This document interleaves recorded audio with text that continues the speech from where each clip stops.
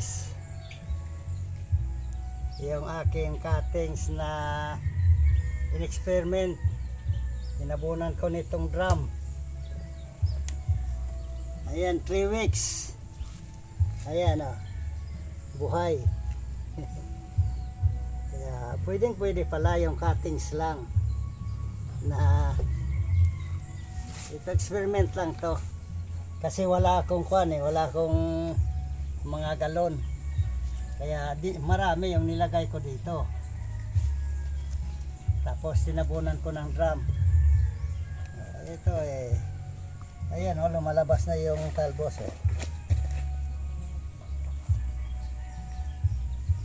3 weeks pa lang yan.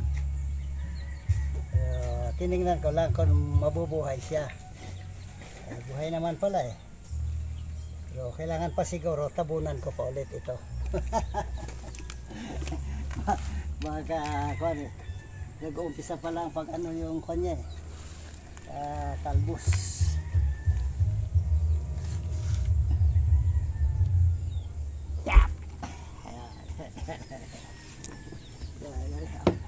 After kanyan, after 2 weeks, tingnan ko ulit kung pwede nang i-transplant. Okay guys.